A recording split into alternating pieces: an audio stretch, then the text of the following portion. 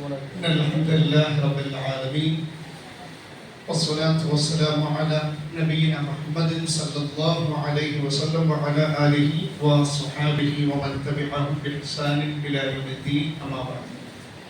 ബഹുമാന്യരായ സത്യവിശ്വാസി അള്ളാഹുവിനെ സൂക്ഷിച്ചുകൊണ്ട് ജീവിക്കുക. അതിനായി അള്ളാഹു നമ്മെ എല്ലാവരെയും അനുഗ്രഹിക്കുക. തുടങ്ങില്ല നമുക്ക്.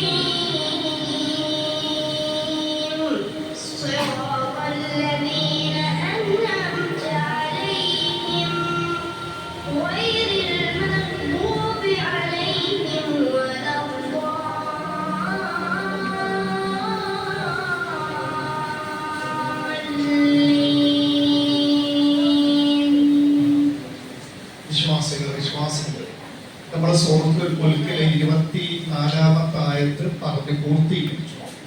നമ്മൾ ഇന്ന് സൂറത്തുൽ മുൽക്കിലെ 25, 26 ഈ 2 വചനങ്ങളാണ് നമ്മൾ പരിശോധിക്കുന്നത്. നമുക്ക് ആദ്യം ഈ സൂറത്തുൽ മുൽക്കിലെ ഈ 2 ആയത്തുകൾ ഓതി ഒന്ന് അതിൻ്റെ തജ്വീദ് നിയമങ്ങളൊക്കെ ഒന്ന് പരിശോധിച്ച് നോക്കാം. നമ്മൾ ഈ 25-ാമത്തെ ആയത്ത് ഓതുമ്പോൾ വയഖൂലൂന മത്താ ഹാദൽ വഅദു ഒരു സുക്കൂനുള്ള നൂൻ ചൗന്ന കഥം അല്ലേ. അതുപോലെ തന്നെ ഇവിടെ ഇൻ, അതുപോലെ തന്നെ കുൻ. നമ്മുടെ ഈ 2 സുക്കൂനുള്ള നൂനിന്റെ ശേഷവും വന്ന അക്ഷരം ഇഖ്ഫാന്റെ അക്ഷരങ്ങളാണ്. അപ്പോൾ നമ്മളിവിടെ ഓതുമ്പോൾ അതിന് ഇൻ എന്ന ശബ്ദം വ്യക്തമായി ഉച്ചരിക്കാതെ ഗോപ്യമാക്കി ഇഖ്ഫാക്കി ഉച്ചരിക്കും. എങ്ങനെയാണ്? ഇൻ കുന്തും എന്ന് പറയും. വയഖൂലൂന മത്താ ഹാദൽ വഅദു ഇൻ കുൻതും എന്നല്ല, ഇൻ എന്ന് പറഞ്ഞ വെളിവാക്കി അതിൽ ഇൻ എന്ന ശബ്ദം ഇൽഹാർ ചെയ്യും. അവിടെ ഇൽഹാർ ചെയ്യരുത്, ഇഖ്ഫാ. അപ്പൊ എങ്ങനെയാണ്? ഇൻ കുൻതും എന്നാണ്. എങ്ങനെയാണ്? ഇൻ കുൻതും. പിന്നെ നമ്മള് 26-ാമത്തെ ആയത്ത് തോന്നുമ്പോ നമ്മളവിടെ നൂനിന് ശബ്ദം. അപ്പൊ ശബ്ദമുള്ള നൂനിനെ നമ്മൾ എപ്പോഴും ഉന്നത്തോടെ വന്നു. അപ്പൊ എങ്ങനെയാണ്? കുൽ ഇന്നമ ഒന്നുകൂടി എങ്ങനെ?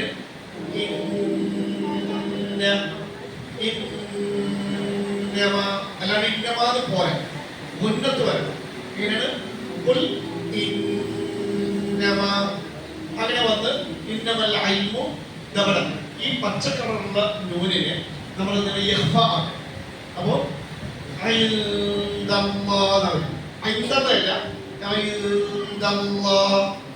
അങ്ങനെ വന്ന് അതിനെങ്ങനെയാണ്? ഉന്നത്തോടെ വരും. അപ്പോ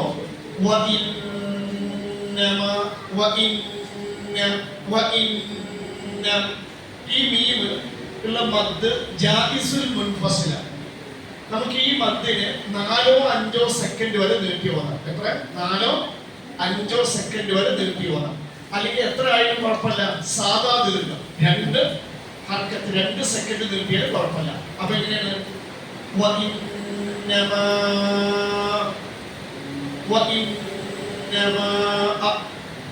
അടുത്ത് പറയുമ്പോ നമ്മൾ 6-ാമത്തെ വരിൽ നീട്ടിയിട്ടുണ്ട്. ഓക്കെ, എങ്ങനെയാണ്? അല്ലെങ്കിൽ എന്ത് ചെയ്യാൻ? സാധാ ദീർഘം കുഴപ്പമില്ല, രണ്ടും ആകാവുന്നതാണ്. പിന്നെ അതുപോലെ നമ്മൾ തെൻവീനിന് ശേഷം വന്ന അക്ഷരം മീമാണ്. അപ്പൊ എന്ത് ചെയ്യണം? ഇതിന് ഇൻ എന്ന ശബ്ദത്തെ അടുത്ത അക്ഷരത്തിലേക്ക് ഉന്നത്തോടെ ലയിപ്പിക്കണം. ഉന്നത്തോടെ ലയിപ്പിക്കണം. അപ്പൊ എങ്ങനെയാണ്?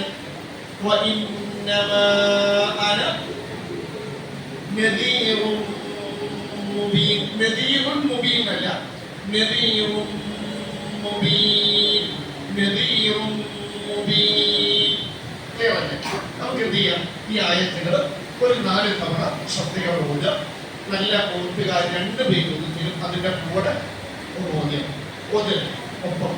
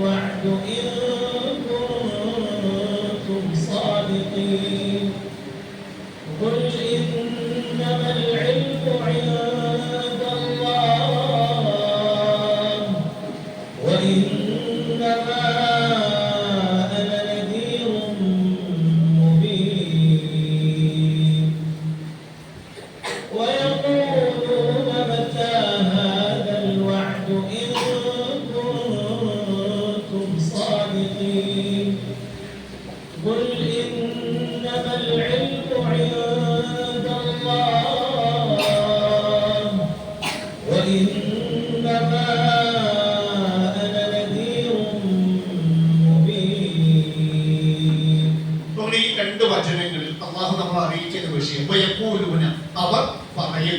മക്കയിലെ മുശ്രിക്കുകൾ ചോദിക്കും, നബിയോടാണ് ചോദിക്കുന്നത്, മത്ത എപ്പോഴാണ് ഈ വാഗ്ദാനം, ഏത് വാഗ്ദാനം? മനുഷ്യന്മാരൊക്കെ ലോകാവസാനത്തിന് ശേഷം മഹ്ശറിൽ, നമ്മുടെ ഈ ആയത്തിന്റെ തൊട്ട് മുമ്പ് കഴിഞ്ഞ ആഴ്ച വൈലൈഹി തുഹ്ശർ മഹ്ശർ പറഞ്ഞിരുന്നു.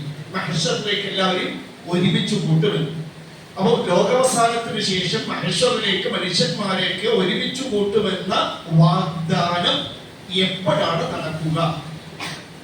മുഹമ്മദ് നബിയെ, ഇൻ കുൻതും, നിങ്ങളാണെങ്കിൽ, സ്വാദിഖീങ്ങളാണെങ്കിൽ, നിങ്ങൾ സത്യം പറയുന്ന ആൾക്കാരാണെങ്കിൽ അതിന്റെ കൃത്യമായൊരു തീയതി നിങ്ങൾക്കൊന്ന് പറഞ്ഞു തരും.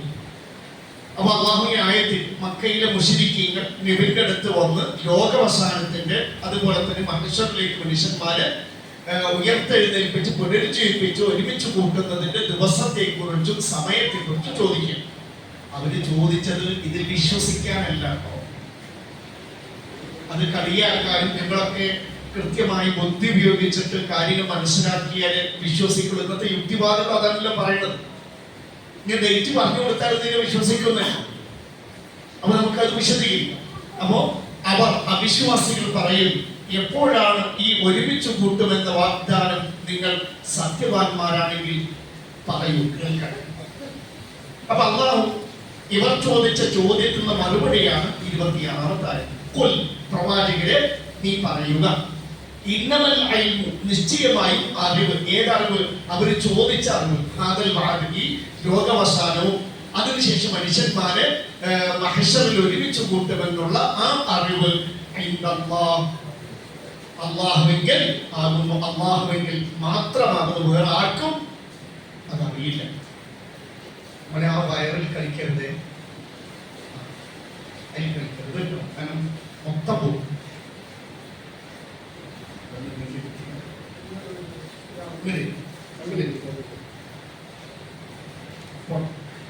അപ്പോ അറിവ് ആരുടെ അടുക്കൽ മാത്രമാണ്? അള്ളാഹുവിന്റെ അടുക്കൽ മാത്രമാണ്. ഇനി അപ്പൊ അള്ളാഹു എന്തിനാണ് മുഹമ്മദ് നബിയെ അയച്ചതെന്നാണ് തൊട്ടടുത്ത് പറഞ്ഞത്. എന്തിനാണ് നബിയെ അയച്ചത്? നബിയുടെ ഡ്യൂട്ടി എന്താ? ലോകാവസാനത്തിന് കൃത്യമായ ഒരു ഡേറ്റും സമയം നമുക്ക് പറഞ്ഞു തരാനല്ല, മറിച്ച് ഇങ്ങനെ ഒരു ലോകാവസാനമുണ്ട്, മഹ്ശറുണ്ട്, പരലോകമുണ്ട്, സ്വർഗ്ഗമുണ്ട്, നരകമുണ്ട്, നന്നായിക്കോളൂ, തെറ്റി തിരുത്തിക്കോളൂ എന്ന് നമ്മൾ അറിയിക്കുന്നവ ഇന്നമാന, നിശ്ചയമായും ഞാനാണ്. ആരാണ്? നബിയും ഒരു താക്കീതുകാരൻ മാത്രമാണ് ഞാൻ. എങ്ങനത്തെ മുബീൻ, സ്പഷ്ടമായ, വ്യക്തമായ. അപ്പൊ അള്ളാഹു ഈ 26-ാമത്തെ ആയത്തിൽ മക്കയിലെ മുശ്രിക്കീങ്ങളുടെ ചോദ്യത്തിന് മറുപടി കൊടുക്കണം. എങ്ങനെയാണ് പറയുക? നിശ്ചയമായി ആ അറിവ് അല്ലാഹുവിന്റെ പക്കൽ മാത്രമാകുന്നു. ഞാൻ മുഹമ്മദായ ഞാൻ സ്പഷ്ടമായ വ്യക്തമായ ഒരു താക്കീതുകാരൻ മാത്രമാണ്. അപ്പൊ ഈ 2 ആയത്തിൽ അള്ളാഹു നമ്മൾ അറിയിച്ച വിഷയം വ്യക്തമാണ്. മക്കയിലെ മുശ്രിക്കീൻ നബിയുടെ അടുത്ത് വന്നത് ഇത് ചോദിക്കുന്നു, നിങ്ങൾ സത്യം പറയുന്ന സത്യവാന്മാരാണെങ്കിൽ ഈ ലോകമൊക്കെ അവസാനിച്ച് മഹേശ്വറിലേക്ക് മനുഷ്യന്മാരെ ഒരുമിച്ച് കൂട്ടുമെന്നുള്ള ആ വാഗ്ദാനം, അള്ളാന്റെ വാഗ്ദാനം എപ്പോഴാണ് നടക്കുക? അവര് ചോദിച്ചത് എന്തിനല്ല? വിശ്വസിക്കാനല്ല. അവര് ഭയങ്കര തെളിവ് സഹിതം കൃത്യമായ സമയം പറഞ്ഞാൽ വിശ്വസിക്കൂല. ആ സമയത്ത് നടക്കുമ്പോ വിശ്വസിക്കും.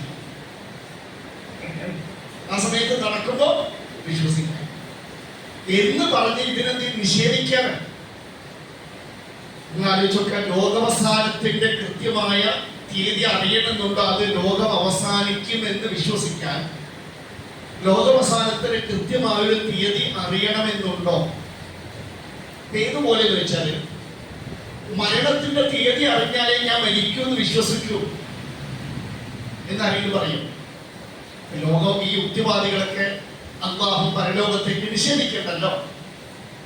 അപ്പൊ അവരോട് ചോദിക്കാനുള്ളത്, ഇതിന് കൃത്യമായൊരു ദിവസം അറിഞ്ഞാലേ ഞാൻ എന്താ മരിക്കാന്ന് കൃത്യമായിട്ടൊരു സമയം അറിഞ്ഞാലേ ഞാൻ മരിക്കുമെന്ന് വിശ്വസിക്കുമെന്ന് പറയാനെങ്കിൽ അതെല്ലാവരും ഓരോ നാളും മരിക്കുക എപ്പോഴാണെന്നറിയില്ല. മരണാനന്തര ജീവിതത്തിൽ തയ്യാറാകാൻ ഞാൻ മരിക്കുമെന്ന അറിവ് മാത്രം മതി. അത്രയും ലോകം അവസാനിക്കും, നമുക്ക് നോക്കാം, വിശ്വസിക്കാം. അപ്പൊ ആ അറിവ് നമുക്കറിയില്ല. അത് അള്ളാഹ്ക്ക് മാത്രമേ അറിയുള്ളൂ എന്നാണ് അള്ളാഹു നബിക്ക് മറുപടി കൊടുക്കാൻ പറയുന്നത്. നബിന് അയച്ചത് എന്തിനാണ്? ഇങ്ങനെ പരലോകമുണ്ട് എന്ന് നമ്മളെ പഠിപ്പിക്കുന്ന ഒരു മുഅല്ലിം, ഒരു അധ്യാപകൻ മാത്രമാണ് ആര്? മുഹമ്മദ് നബി സല്ലല്ലാഹു അലൈഹി വസല്ലം. അത് നമ്മൾ കൃത്യമായി മനസ്സിലാക്കി ഒരുങ്ങുക. നിഷേധിക്കുന്നവർ നിഷേധിച്ചോട്ടെ, പരലോകത്ത് അത് കാണുമ്പോൾ അത് അവർക്ക് ബോധ്യമാവുകയും അവർ മാനം കിട്ടുപോവുകയും ചെയ്യുന്ന ദിവസം വരാനുണ്ട്. ഇപ്പോ മുഅ്മിനീങ്ങൾ കാഫിരീങ്ങളെ നോക്കി ചിരിക്കുന്ന ദിവസമാണ് പരലോകം. കാരണം ഇതൊക്കെ കളിയാണ്. നമ്മളിതിനെ സത്യപ്പെടുത്തി, നമുക്ക് സ്വർഗം കിട്ടി, അവര് വഷളാണ്. അപ്പൊ അവര് നരകത്തേക്ക് പോകുമ്പോൾ എന്ത് ചെയ്യും? നമ്മള് ചിരിക്കുന്ന ഒരു ദിവസമുണ്ട്, സന്തോഷിക്കുന്ന ദിവസമുണ്ട്. അൽഹംദുലില്ലാഹ്. ഈ ഹിദായത്തിൽ ഉറച്ചു നിൽക്കുക. നമ്മൾ ഈ പഠിച്ച ആയത്ത് ഒരു 2 തവണ ഓതിയിട്ട് എന്ത് ചെയ്യാം? ഇതിന്റെ വിശദീകരണം ആരംഭിക്കും. ഒപ്പം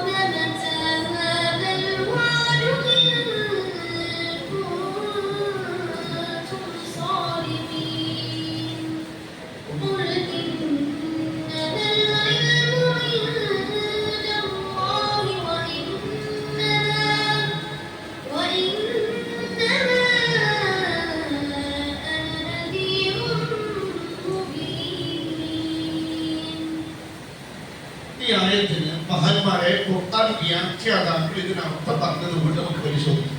അതുപോലെ ആദ്യം അല്ലാഹുവോട് നമ്മളോട് മക്കയിലെ മുശ്രിക്കീങ്ങളുടെ ചോദ്യം അറിയിക്കുന്നത് അല്ലേ? വയഖൂലൂന മത്താ ഹാദൽ വഅദു ഇൻ കുൻതും സ്വാദിഖീൻ. എന്ന് വെച്ചാൽ മത്താ യൗമുൽ ഖിയാമ, എപ്പോഴാണ് ഈ ഖിയാമത്ത് നാൾ? വമത്താ ഹാദൽ അദാബ്, ഈ ശിക്ഷ എപ്പോഴാണ്? അല്ലദീ തഅയ്യൂനനാ ബിഹി, മുഹമ്മദ് നീ ഞങ്ങളെ ഇടക്കിടക്ക് താക്കീത് ചെയ്യില്ല, വാഗ്ദാനം ചെയ്യില്ലേ? അള്ളാഹുവിൽ അവിശ്വസിച്ചാൽ, ഈ വിഗ്രഹാരാധന ഒഴിവാക്കാതിരുന്നാൽ, ഈ കുഫർ തുടർന്നാൽ അള്ളാഹിന്റെ അദാബ് ഇറങ്ങും എന്ന് നീ ഞങ്ങളോട് വാഗ്ദാനം ചെയ്യില്ലേ? ആ ശിക്ഷ എപ്പോഴാണെന്ന് പറഞ്ഞതാ. നീ സത്യവാന്മാരാണെങ്കിൽ ആ സത്യം ഒന്ന് പറഞ്ഞതാ എന്നാണ് അതിന്റെ അർത്ഥം. ഇനി നോക്കണേ, അപ്പൊ അള്ളാഹുവിന് മറുപടി കൊടുക്കാൻ പറഞ്ഞപ്പോൾ ഇന്നമൽ ഇൽമു ഇൻദല്ലാഹ് എന്ന് വെച്ചാൽ ഖുൽ ലഹും യാ മുഹമ്മദ്, മുഹമ്മദ് നബിയെ ഈ ചോദ്യം ചോദിച്ച അവരോട് നീ പറയുക, ഇൽമു വഖ്തുൽ ഖിയാമസ് സാഅ, ലോകം അവസാനിക്കുന്നതിന്റെ സമയത്തെ കുറിച്ചുള്ള അറിവ് ഇൻദല്ലാഹി, അല്ലാഹുവിന്റെ അടുക്കൽ മാത്രമേ ഉള്ളൂ. ഫലാ യഅലമുഹു ഗൈറുഹു, അത് അല്ലാഹു അല്ലാത്ത ഒരാളെ അറിയിച്ചിട്ടില്ല. ലോകാവസാനത്തിന്റെ ആരംഭം കുറിക്കുന്ന സൂറത്ത് കാഹളത്തിൽ ആ മുഴക്കം അല്ലെങ്കിൽ ആ ഊത്ത് ഊതുന്നത് ഇസ്രാഫീലാണ്. ആ ഇസ്രാഫീലിനും കൂടി അറിയുക എപ്പോഴാണ് ലോകാവസാനത്തിന്റെ ആരംഭം കുറിക്കുന്ന ഊത്ത് ഊതേണ്ടതെന്ന് ഇസ്രാഫീലിനും കൂടി അറിയില്ല. അത് അള്ളാഹ്ക്ക് മാത്രം അറിയണം. അള്ളാഹു ഉദ്ദേശിക്കുന്ന സമയത്ത് അത് വെളിപ്പെടും. പിന്നെ മുഹമ്മദ് നബിനെ എന്തിനയച്ചു? ഇന്നമാ അന നദീറുൻ മുബീൻ എന്ന് വെച്ചാൽ മുഖവ്വിഫുൻ വ മുഅല്ലിമുൻ, നിങ്ങളെ പേടിപ്പിക്കുക, ഇങ്ങനൊരു ശിക്ഷ വരാനുണ്ട് എന്ന് നമ്മളെ എന്ത് ചെയ്യുക, നമ്മളൊരു ഭയം ഉണ്ടാകും. അപ്പൊ ഭയം ഉണ്ടാകുമ്പോഴാണ് എന്ത് ചെയ്യുള്ളൂ, നമുക്ക് പേടി ഉണ്ടാകുമ്പോഴാണ് എന്ത് ചെയ്യുക, രക്ഷപ്പെടാൻ ശ്രമിക്കുക. ശരിയില്ല?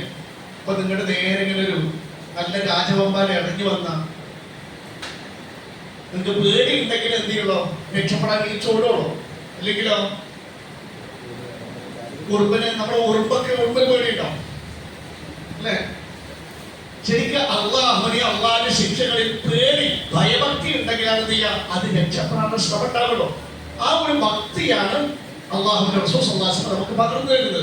അതുപോലെ തന്നെ ലോകാവസാനമുണ്ട്, പരലോകമുണ്ട്, സ്വർഗ്ഗമുണ്ട്, നന്മ ചെയ്തോളൂ, നിരകണ്ട് പാപങ്ങളൊക്കെ കൈയൊഴിഞ്ഞോളൂ എന്ന് നമ്മൾ പഠിപ്പിക്കുന്ന നല്ലൊരു ഗുരുവല്യനാണ്.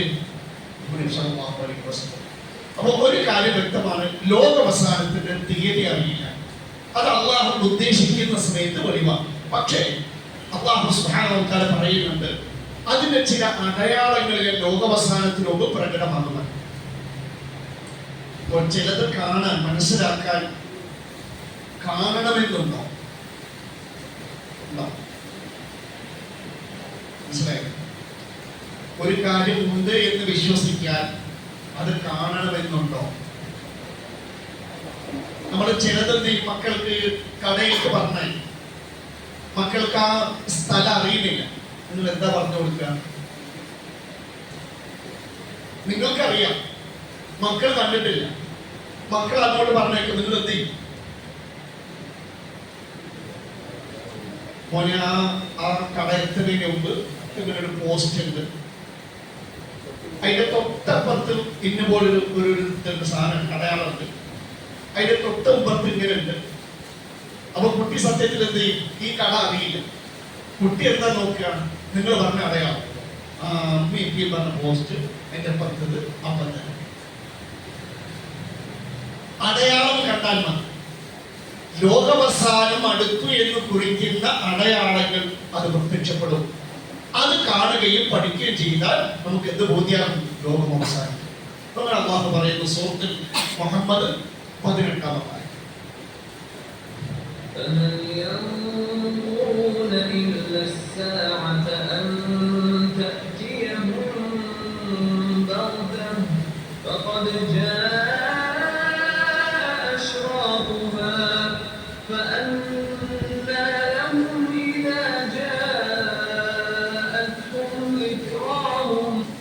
അപ്പോൾ അവർ ലോകാവസാനം പെട്ടെന്ന് വരുന്നതല്ലാതെ എന്താണ് അവർ പ്രതീക്ഷിച്ചിരിക്കുന്നത്? പ്രയോഗം കഴിഞ്ഞകാല ക്രിയയ്ക്ക് അതിന്റെ അടയാളങ്ങൾ പ്രത്യക്ഷപ്പെട്ട് വന്നു കഴിഞ്ഞു. വന്നു കഴിഞ്ഞു, അഷ്റാത്തുഹ അതിന്റെ അടയാളങ്ങൾ വന്നു കഴിഞ്ഞു. ലോകാവസാനത്തിന്റെ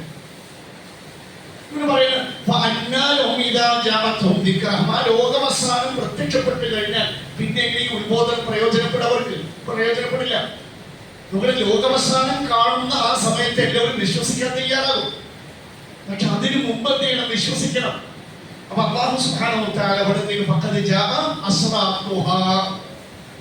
അതിന്റെ അടയാളങ്ങൾ വന്നു. ഈ ഹാ എന്നുള്ളത് ഏതാണ്?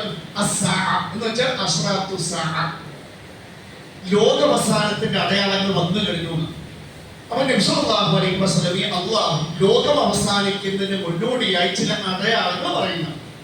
ആ അടയാളങ്ങൾ ഓരോന്നായിട്ട് നമുക്ക് മനസ്സിലാക്കാം. അപ്പോഴാണ് എന്ത് ചെയ്യുക? നമുക്ക് പരലോകത്തെ കുറിച്ച് പരലോകത്തിൽ ലോകം അവസാനിക്കും തയ്യാറാകാനായിരിക്കുന്നുള്ള ഒരു വിശ്വാസ ദൃഢത നമുക്ക് ഉണ്ടാക്കണം. നോക്കണേ, ലോകാവസാനത്തിന്റെ അടയാളങ്ങൾ രണ്ട് തരമാണ്. എന്ന് പറയും, രണ്ട് തരമാണ്, രണ്ട് വിഭാഗമാണ്. ഖിസ്മുൽ അവ്വൽ, ഒന്ന് അശ്റാത്തു വ അലാമാത്തു സുഗ്റ, ചെറിയ അടയാളങ്ങൾ എന്ന് പറയും. എപ്പോഴും പഠിച്ചു നോക്കി, ലോകാവസാനത്തിന്റെ അടയാളങ്ങൾ രണ്ട് വിഭാഗമാണ്. ഒന്ന് അലാമാത്തു സുഗ്റ, എന്ന് പറയും. അല്ലെങ്കിൽ അഷ്റാത്തു സുഗർ. എന്താണ് സുഗറ? ചെറിയ അടയാളം എന്ന് പറയും. മറക്കണ്ട, ഒരു 2 തവണ പറഞ്ഞ പടി. ഒന്നെന്താണ്? ചെറിയ അടയാളം. ഈ ചെറിയ അടയാളങ്ങള് 2 ആക്കി തിരിച്ചിട്ടുണ്ട്. ചെറിയ അടയാളത്തിന് എത്ര ആക്കി തിരിച്ചിട്ടുണ്ട്? 2 ആക്കി തിരിച്ചിട്ടുണ്ട്. അതിലൊന്ന് എന്താ വെച്ചാല് നബി പറഞ്ഞു, നബി പറഞ്ഞു പുലർന്നു കഴിഞ്ഞു. 2 ഈ ചെറുതിൽ തന്നെ പെട്ടതാ. നബി പറഞ്ഞു ഇപ്പോൾ പുലർന്നുകൊണ്ടിരിക്കും, നമ്മൾ കണ്ടോണ്ടിരിക്കും. അപ്പോ അലാമാത്തു സുഗറ എന്ന് പറയും ചെറിയ അടയാളങ്ങൾ. അതിൽ 2 വിഭാഗം. ഏതൊക്കെയാണ്? ഒന്ന് നബി പറഞ്ഞ് പുലർന്നു കഴിഞ്ഞു. അതിൽ തന്നെ പെട്ട ഏത്? നബി പറഞ്ഞു ഇപ്പോൾ പുലർന്നുകൊണ്ടിരിക്കുക. ഇനി കൂടുതലായി പുലരുകയും ചെയ്യും. ഇനി രണ്ടാമത്തത് അലാമാത്തു സാഅത്തുൽ കുബ്ര, വലിയ അടയാളങ്ങൾ. 10 വലിയ അടയാളങ്ങൾ നബി പറഞ്ഞിട്ടുണ്ട്. പുലർന്നിട്ടില്ല, ലോകാവസാനത്തിന് തൊട്ട് മുന്നോടിയായിട്ട് പ്രത്യക്ഷപ്പെടും. അതിൽപ്പെട്ടതാണ് ഏതൊക്കെ? ദജ്ജാലിന്റെ വരവ്, ഈസാ നബി ദജ്ജാലിനെ വധിക്കാനുള്ള വരവ്, അതുപോലെ തന്നെ യജൂജ് മഅജൂജിന്റെ വരവ്, സൂര്യനെ എതിർദിശയിൽ ഉദിക്കുക. ഇങ്ങനെ വലിയ 10 അടയാളങ്ങൾ അത് നബി പറഞ്ഞിട്ടുണ്ട്. എന്ത് ചെയ്തിട്ടില്ല? പുലർന്നിട്ടില്ല. അപ്പൊ ലോകാവസാനത്തിന്റെ അടയാളങ്ങൾ എത്ര തരം? 2 തരം. എന്റെ പേരിൽ നോക്കരുത്, അങ്ങനെ 10-20 പേരിലാണ്. എത്ര? 2 തരം, 2 വിഭാഗം. അതിലൊന്ന് ചെറിയ അടയാളം, അതിന് 2 ആക്കി. ചെറിയ അടയാളങ്ങൾ എത്രയാക്കി? 2 ആക്കി. ഏതൊക്കെയാണ്? പറഞ്ഞ് പുലർന്നു കഴിഞ്ഞു. 2 നബി പറഞ്ഞു പുലർന്നുകൊണ്ടിരിക്കും. പിന്നെ രണ്ടാമത്തെ തരം ഏതാണ്? വലിയ അടയാളം. അത് നബി പറഞ്ഞു പുലർന്നിട്ടില്ല. നമ്മളിപ്പോ പരിശോധിക്കുന്നത് ഒന്നാമത്തെ വിഭാഗം. ഏതാണ്? അലാമാത്തു സുഗ്റ, ചെറിയ അടയാളങ്ങൾ. നബി പറഞ്ഞ് പുലർന്നതും നബി പറഞ്ഞു പുലർന്നുകൊണ്ടിരിക്കുന്നു. നമ്മുടെ നബി പറഞ്ഞു, ഇപ്പോൾ നമ്മൾ ഓതിയ ആയത്തിൽ ലോകാവസാനത്തിന്റെ അടയാളം വന്നു കഴിഞ്ഞു അല്ലെ? ലോകാവസാനത്തിന്റെ ഒന്നാമത്തെ അടയാളം നബി സല്ലല്ലാഹു അലൈഹി വസല്ലം, മുഹമ്മദ് നബി പ്രവാചകനായി നിയോഗിക്കപ്പെട്ടത് ലോകാവസാനത്തിന്റെ ഒന്നാമത്തെ അടയാളം. അത് പുലർന്നതാണ്. നബി സല്ലല്ലാഹു അലൈഹി വസല്ലം പറയുന്നത് ബുഇത്തു അനാ വസഅക ഹാതൈൻ വദമ്മ ശബാബ വൽ ഹുസ്ന. അങ്ങനെ നബി പറയുന്നത് ഞാനും ലോകാവസാനം നബിന്റെ ഈ ചൂണ്ടുവരലും നടുവരും ചേർത്ത് പിടിച്ചുകൊണ്ടുവിടുക. ഇതുപോലെയാണ് ലോകാവസാനം നിയോഗിക്കപ്പെട്ടത്. ക്ലിയർ? ഒന്ന് പറയും. ഇതുപോലെ എന്താ ഇതിന്റെ അർത്ഥം? ഇമാം ഖുർത്തുബി പറയുന്നത് ലോകാവസാനത്തിലെ ഒന്നാമത്തെ അടയാളം നബി സല്ലല്ലാഹു അലൈഹി വസല്ലമയാണ്. എന്തുകൊണ്ടെന്നാൽ നബി ലോകാവസാനത്തിന് മുന്നോടിയായുള്ള അവസാനത്തെ പ്രവാചകനാണ്.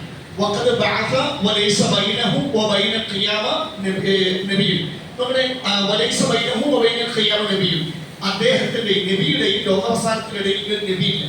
ക്ലിയർ? അപ്പോ ശരിക്കും ഇതിന് വേറെ വിശദീകരണമുണ്ട്. ഏതാണ്? ഇങ്ങനെയല്ല പറഞ്ഞു. ഒന്ന് നോക്കി, ഇങ്ങടെ 2 വചനങ്ങളും നോക്കി ഇങ്ങനെ പിടിച്ചിട്ട് നബിയിൽ ലോകാവസാനം ഇങ്ങനെ നിയോഗിക്കപ്പെട്ടതാണ്. ഒന്ന് നോക്കി, ഇവിടെ തന്നെ നോക്കിക്കോ. ഇങ്ങനെ ചുണ്ട് വല്ലതൊന്ന് പിടിച്ചിട്ട് നോക്കിക്കോളൂ. വല്ല ഗ്യാപ്പും കണ്ടോ? അതിലൊന്ന് നബിയാണെങ്കിൽ തൊട്ടടുത്ത് തന്നെ ഏതാ? ലോകാവസാനം. അത്ര അടുത്തുനിന്നാണ് ഒന്ന്. ഇനി 2 ഇങ്ങനെ സൂക്ഷിച്ചു നോക്കിയാൽ എന്താ വ്യത്യാസം കാണുന്നത്? അല്ലെ? ഈ കുറച്ച് ബാക്കി കാണാം അല്ലെ? ഈ ചൂണ്ടുവരിൽ എത്തി നിൽക്കുന്ന ആ ഭാഗമാണ് ആദം നബി മുതൽ മുഹമ്മദ് നബിയുടെ നിയോഗം വരെയുള്ള മനുഷ്യന്മാർ ഈ ഭൂമിയിൽ ജീവിച്ചു തീർന്നു. മുഹമ്മദ് നബി പ്രവാചകനായി നിയോഗിക്കപ്പെട്ടത് മുതൽ ലോകാവസാനം വരെ ഇത്രയേ ഉള്ളൂ. ബാക്കിയുള്ള ആ കൊണ്ട് അതിന് എത്ര തീർന്നു? എന്റെ കൂടുതൽ ഒന്ന് തയ്യാറാണ്. നോക്കണ മറ്റൊരു നബി പറഞ്ഞു. നബി പറയാണ്, നബിക്ക് പേടിയായി. നബിക്ക് പേടിയായി. അള്ളാഹു ആദ്യം ആരെ വിട്ടു? നബിനെ വിട്ടു. തൊട്ട പിറകെ ആരെ അയക്കുന്നുണ്ട്? ലോകാവസാനത്തെ അയക്കുന്നത്. ഒപ്പാണ് വന്നത്. ഞാനും ലോകാവസാനം ഇതുപോലെ എന്നല്ലേ പറഞ്ഞു. നബി ഒരിക്കൽ പറഞ്ഞു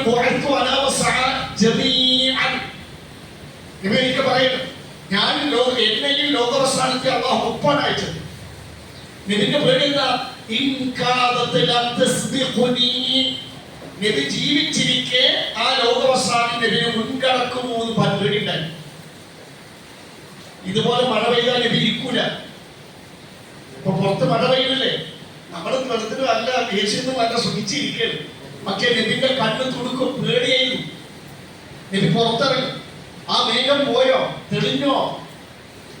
ഐഷാപ്പാലടക്കം മുമ്പ് നബിന്റെ എന്തോ ഒരു ഭയം കണ്ടിട്ട് നബിനോട് ചോദിക്കും, മഴയൊക്കെ പെയ്തിറങ്ങി മാനം തെളിഞ്ഞാൽ എന്തിനാ നബിയെ മേടിക്കുന്നത്? അപ്പൊ നബിന്റെ വീട് എന്താ? ആദ്യ സമൂഹത്തിന് മൊത്തം നശിപ്പിച്ച പോലെ നബിന്റെ ഉമ്മത്തിന് മൊത്തം നശിപ്പിക്കുന്ന ഒരു നാശമായിരിക്കും, അള്ളാന്റെ അദാബായിരിക്കും എന്നുള്ള പേടിയാണ്. അപ്പൊ നമ്മൾ ആലോചിച്ച് നോക്കാൻ, നബിന്റെ ഈ വചനത്തിൽ നിന്ന് ലോകാവസാനം എത്രത്തോളം അടുത്തു എന്ന് നമ്മളെ അറിയിക്കുകയാണ്. നബി മരിക്കുന്നതിന് മുമ്പേ ലോകാവസാനിക്കും എന്നുള്ള ഭയം എപ്പോഴും നബിന്റെ മനസ്സിലുണ്ടായിരുന്നു. അപ്പൊ ലോകാവസാനത്തിന് ഒന്നാമത്തെ അടയാളം പുലർന്നിട്ട് ഇപ്പൊ എത്ര കാലമായി? നബി 40-ാമത്തെ വയസ്സിൽ നിയോഗിക്കപ്പെട്ടില്ലേ? അവിടെ നിന്നിട്ട് കൂട്ടി എത്രയായിട്ട് കൂട്ടരെ? മക്കയില് നിങ്ങൾ ആലോചിച്ചോക്കണം, മക്കയില് 13 കൊല്ലം, പിന്നെ മദീനത്തേക്ക് പോയത് മുതലാണ് ഹിജറ വർഷം കണക്കാക്കിയുള്ളത്. ഇപ്പോഴുള്ള ഹിജറ വർഷത്തിലേക്ക് എത്ര ചേർക്കാം? 13 കൊല്ലം ചേർക്കാം. 1444 അപ്പൊ അതിൽ 13 കൊല്ലം, അത്രയും കൊല്ലം ഒന്നാമത്തെ അടയാളം പുലർന്നിട്ട് തീർന്നു കഴിഞ്ഞു. ഇനി എത്ര ബാക്കി ഉണ്ടാവും? ലോകാവസാനത്തിന്റെ രണ്ടാമത്തെ അടയാളം മൗത്ത് നബി സല്ലല്ലാഹു അലൈഹി വസല്ലം, നബിയുടെ മരണമാണ്. നബി സല്ലല്ലാഹു അലൈഹി വസല്ലം പറയുന്നത് ലോകാവസാനത്തിന് മുന്നോടിയായി 6 കാര്യങ്ങൾ നീ എണ്ണിക്കോ, അത് സംഭവിക്കും. അതിൽ നബിയും എന്ത് ചെയ്യുന്നു പറയുന്നു, മൗത്തി. അതിൽ ഒരു കാര്യമായി പറഞ്ഞു, മൗത്തി, എന്റെ വഫാത്ത, എന്റെ മൗത്ത. ഇമാം ബുഖാരി ഉദ്ധരിച്ച ഹദീസാണ്. അതും പുലർന്നു. ലോകാവസാനത്തിന്റെ അടയാളം പുലർന്നു കഴിഞ്ഞു. എപ്പോ പുലർന്നു? നബിന്റെ മരണം ഹിജറ 11-ാം കൊല്ലം റബീഉൽ അവ്വൽ 12-ന് മുഹറിന്റെ മുമ്പ് മുഹയോടടുത്ത സമയത്ത് ഈ മുറിയിൽ കിടന്നാണ് നബി സല്ലല്ലാഹു അലൈഹി വസല്ലം വഫാത്തായത്. അപ്പൊ ഓരോ റബീഉൽ അവ്വൽ 12 നമ്മൾക്ക് നൽകുന്ന മെസ്സേജ് എന്താ? പേടിയാണ്. ഓരോ വർഷം ലോകാവസാനം ആ പറഞ്ഞ അടയാളം പുലർന്ന് 1 കൊല്ലം കഴിയുമോ, ലോകാവസാനത്തോട് അടുത്തുനിന്ന് ഒരു ഭയം വരുമ്പോ പേടിച്ച് തയ്യാറെടുപ്പ് നടത്തുന്നതിന് പകരം കോട്ടുകൂടെ ചിന്താവ് കുറിച്ച് പോകുകയാണ്. SSFന്റെ കൂടിയും വിഷയം തിന്ന് കൊടുത്ത് അടക്കണം. 63 ചെമ്പ് ബിരിയാണിക്ക് പുതിയ മോഡലാ. മുസ്ലിം സമൂഹത്തിലൊക്കെ ഓരോന്നിനെ കടന്നു വരും. കഴിഞ്ഞ ദിവസം കണ്ടില്ലെങ്കിൽ ചേലാകർമ്മത്തിന്റെ പ്രൊമോ വീഡിയോ ഇറക്കി. മകന്റെ സുന്നത്ത് കല്യാണത്തിന്റെ പ്രൊമോ വീഡിയോ കഴിഞ്ഞ ദിവസം ഇറക്കി മലപ്പുറത്ത്. ഞാൻ അതും കൂടെ ഉണ്ടായിരുന്നോ? നോക്കണേ, ഈ ലോകം നശിക്കാൻ അള്ളാഹു റസൂലും പറഞ്ഞ പോലെ ജീവിച്ചാൽ നമുക്ക് പരലോകത്ത് രക്ഷയുള്ളോ? അള്ളാഹു കാത്തുരക്ഷിക്കട്ടെ. നോക്കണേ, ലോകാവസാനത്തിന്റെ 3-ാമത്തെ അടയാളം ഇൻഷിഖാഖുൽ ഖമർ, ചന്ദ്രൻ പിളർന്നു എന്നതാണ്. നോക്കണേ, ഇത് വിശുദ്ധ ഖുർആനിലാണ് പറയുന്നത്. ഇഖ്തറബത്തി സ്സാഅ വൻശഖൽ ഖമർ. നമ്മുടെ സൂറത്തുൽ ഖമർ 1-ാമത്തെ ആയത്ത്, ഇഖ്തറബത്തി സ്സാഅ, ലോകം അവസാനിക്കാൻ അടുത്തിരിക്കുന്നു. വൻശഖൽ ഖമർ, ഖമർ ചന്ദ്രൻ പിളർന്നു. ശരിക്ക് നബിന്റെ കാലഘട്ടത്തിൽ ഇത് സംബന്ധിച്ച മക്കത്തെ മുശ്രിക്കീങ്ങൾ നബിയുടെ സ്വൈരം എടുത്തലാണ്. നബി അത് കാണിച്ചത് നിങ്ങൾ വിശ്വസിക്കാം. ഇത് കാണിച്ചപ്പോൾ നമ്മൾ പറഞ്ഞ ആയത്തിൽ എന്താ പറഞ്ഞത്? ലോകാവസാനം എന്താണ് അതിന്റെ ഡേറ്റ് പറഞ്ഞ സമയം പറഞ്ഞെന്ന് വിശ്വസിക്കാനല്ല, നബിനെ കളിയാക്കാനും. പിന്നെ അവരൊക്കെ ഭയങ്കര ബുദ്ധിയുള്ള ആൾക്കാരാണ്. ഇനി അഥവാ ഡേറ്റ് പറഞ്ഞു തന്നാൽ അപ്പൊ നടക്കോ നോക്കട്ടെ, എന്നിട്ട് വിശ്വസിക്കാതെ പറഞ്ഞ് മുടക്കൊല്ലി ന്യായം പറയാനാണ്. അതുപോലെ നബിനോട് ഒരിക്കൽ വന്നിട്ട് പറഞ്ഞില്ലേ, നബിനോട് സഫ മർവ കുന്ന് കാണിച്ചത് അത് സ്വർണ്ണ മലയാക്കി തന്നെ ഞങ്ങൾ വിശ്വസിക്കാം. അപ്പൊ നബി ഉറപ്പ് കൊടുത്തു, അതെ ഉറപ്പ് തന്നു.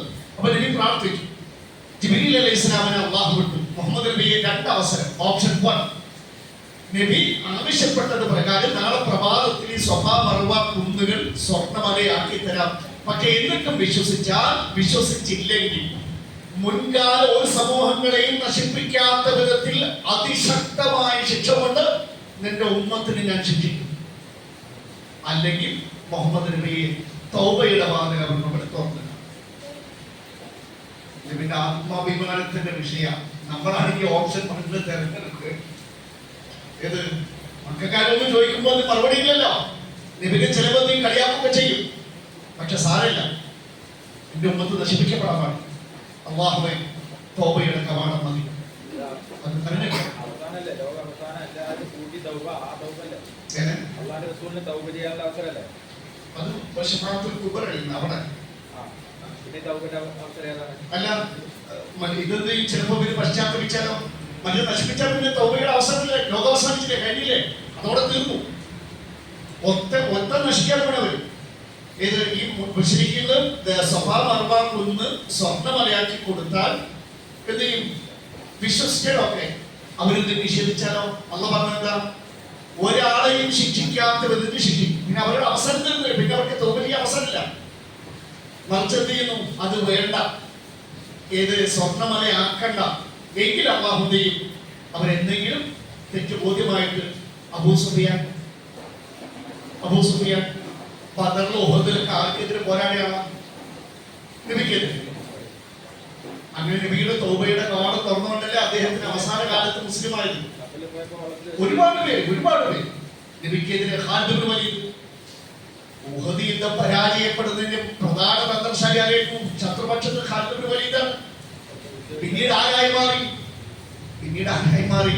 അള്ളാഹുവിന്റെ വാളായി മാറി. അങ്ങനെ പലതും ചോദിച്ചിട്ട് അക്കൂട്ടത്തിൽപ്പെട്ട ഒരു ചോദ്യമാണ്, മുഹമ്മദ് ഞങ്ങൾ വിശ്വസിക്കണമെങ്കിൽ ആ കാണുന്ന ചന്ദ്രനെ രണ്ടാക്കി പിളർത്തി കാണിച്ചതാണ്. അള്ളാഹു ശരിക്കും എന്ത് ചെയ്യുന്നത്? അത് കാണിച്ചു കൊടുത്തു. നബി ഇമാം മുസ്ലിം ഉദ്ധരിച്ച ഹദീസിൽ പറയുന്നത് ഇൻഷഖൽ ഖമറു അലാ ഹദി റസൂലുള്ളാഹി സ്വല്ലല്ലാഹു അലൈഹി വസല്ലം ശിഖ്ഖതൈൻ. ചന്ദ്രൻ നബിയുടെ കാലഘട്ടത്തിൽ രണ്ട് കഷ്ണമായി പിളർന്നു എന്ന് നബി അവിടെ ഉണ്ടായിരുന്ന മുശ്രിക്കീങ്ങളോട് പറയുന്നത്. നിങ്ങൾ സാക്ഷ്യം വഹിക്കുക. ഒക്കത്തെ മുശ്രിക്കീങ്ങൾ അടക്കം കണ്ടിട്ടുണ്ട്. മാത്രമല്ല ഇപ്പോഴും യൂറോപ്പിലുള്ള ചില ലൈബ്രറികളിലൊക്കെ അന്നത്തെ ഈ ദേശസഞ്ചാരി അന്ന് മനുഷ്യന്മാർ ഇങ്ങനെ നാടോടികളാണല്ലോ. അപ്പൊ ഈ ലോങ് വ്യൂ എന്ന് പറയും. നമുക്കിപ്പോ ഈ ചന്ദ്രൻ ഈ 100,000 കിലോമീറ്റർ അകലെ. അപ്പൊ ശരിക്കും ഈ ദേശാടനം നടത്തുന്ന മരുപ്രദേശത്തിൽ പോകുന്ന ആളുകൾക്ക് ഈ ലോങ് സൈറ്റിൽ. അപ്പൊ ഈ മക്കത്ത് ചന്ദ്രൻ പിളർന്നത് വളരെ വിദൂരതയിലുള്ള യാത്രക്കാർ എന്തെങ്കിലും ശരിക്ക് അതിന് സാക്ഷികളായിരുന്ന ചില രേഖകൾ. അതിന്റെ പുറമെ നമ്മൾ പറഞ്ഞില്ലേ, ശരിക്ക് നാസ ഈ പിക്ചർ ഒരുപാട് കാലം ഹൈഡാക്കി വെച്ചു, മറച്ചു വെച്ചു. എന്ത് ചെയ്തത്? ശരിക്ക് ആ ഒരു പിളർന്ന് ജോയിന്റ് ആയതിന്റെ ഒരു അടയാളം ഇപ്പോഴും ചന്ദ്രനിലുണ്ട് എന്നാണ് നാസയുടെ തന്നെ ചില റിപ്പോർട്ടുകളിൽ മനസ്സിലാക്കാൻ കഴിയും. ചിലതൊക്കെ ശത്രുക്കളുടെ കയ്യിലായതുകൊണ്ട് അത് വെളിവാക്കിയാൽ വിശുദ്ധ ഖുർആനും പ്രവാചകനും സത്യമാണെന്ന് വരും. ലോകർക്ക് മുമ്പിൽ വിളിച്ചു പറയേണ്ടി വരും. ഐസക് ന്യൂട്ടൻ പ്രപഞ്ചത്തെ കുറിച്ചൊക്കെ പഠിച്ചു വന്നിട്ട് അവസാനം പറഞ്ഞു വന്നത് ഇതിനൊരു ഡിസൈനർ ഉണ്ട്, അല്ലാതെ ഉണ്ടാവില്ല. പക്ഷെ മൂപ്പർക്ക് അത് സമ്മതിക്കാൻ പറ്റി. അപ്പൊ അവസാനം മൂപ്പർ എന്ത് ചെയ്തു? ഇതിന് തുടക്കൂല കൊടുക്കില്ല, മൂപ്പർ അതിന് ക്രോസ് ചെയ്യും.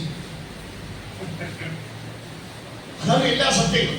അപ്പൊ നബിന്റെ കാലത്ത് തന്നെ എന്ത് സംഭവിച്ചു? ചന്ദ്രൻ പിളർന്നു എന്ന ലോകാവസാനത്തിന്റെ അടയാളം പുലർന്നു എന്നതാണ്. നമ്മുടെ ലോകാവസാനത്തിന്റെ നാലാമത്തെ മറ്റൊരു അടയാളമാണ് ഫതഹു ബൈത്തുൽ മുഖദ്ദസ്. ബൈത്തുൽ മുഖദ്ദസ് വിജയിച്ച് മുസ്ലിങ്ങളുടെ കീഴിൽ വരും എന്നുള്ളതാണ്. നബി സല്ലല്ലാഹു അലൈഹി വസല്ലം പറയുന്ന ഇമാം ബുഖാരി ഉദ്ധരിച്ച ഹദീസ്. ഇപ്പൊ നമ്മൾ പറഞ്ഞ 6 കാര്യങ്ങൾ എണ്ണിക്കോ, അതിലൊന്ന് നബിന്റെ മരണം. അതിൽപ്പെട്ട ഒന്നാണ് സുമ്മ ഫതഹു ബൈത്തുൽ മുഖദ്ദസ്. നബി പറയുന്നു ലോകാവസാനത്തിന് മുന്നോടിയായി 6 കാര്യങ്ങൾ സംഭവിക്കും, നീ അത് എണ്ണിക്കോ. അതിൽപ്പെട്ട ഒരു കാര്യമാണ് സുമ്മ പിന്നീട് ഫതഹു ബൈത്തുൽ മുഖദ്ദസ്. ബൈത്തുൽ മുഖദ്ദസ് വിജയിച്ച് മുസ്ലിങ്ങളുടെ കീഴിൽ വരും. അപ്പൊ ഈ ലോകാവസാനത്തിന് അടയാളം പുലർന്നോ ഇല്ലയോ എന്നുള്ളതാണ് നമ്മൾ പരിശോധിക്കേണ്ടത്. ഇനി ഇപ്പൊ നമ്മുടെ കയ്യിലില്ല, പുലരാനിരിക്കുന്നതുമാണ്. പുലരാനിരിക്കുന്നതുമാണ്. കാരണം എന്താ വെച്ചാൽ ഉമർ റളിയല്ലാഹുവിന്റെ കാലഘട്ടം ഹിജറ 16-ാം കൊല്ലം ക്രിസ്തു വർഷം 637 ബൈത്തുൽ മുഖദ്ദസ് ഉമർ റളിയല്ലാഹുവിന്റെ കാലഘട്ടത്തിൽ മുസ്ലിങ്ങളുടെ കീഴിലേക്ക് വന്നിട്ടുണ്ട്. പിന്നീട് ഇത് നഷ്ടപ്പെടുന്നതായിരുന്നു കുരിശിയുദ്ധ പോരാട്ടം. ഹിജറ 5-ാം നൂറ്റാണ്ട് മുതൽ 7-ാം നൂറ്റാണ്ട് വരെ, ഹിജറ 500 മുതൽ 700 വരെ ക്രിസ്ത്യാനി അന്നത്തെ പോപ്പുമാരടക്കം കുരിശേന്തി മുസ്ലിങ്ങളോട് എന്തു പോരാട്ടം നടത്തി. അതാണ് കുരിശിയുദ്ധ പോരാട്ടം. അതിനിടയ്ക്ക് എന്ത് ചെയ്തു? ഇത് ക്രിസ്ത്യാനികളുടെ കയ്യിൽ പോയി.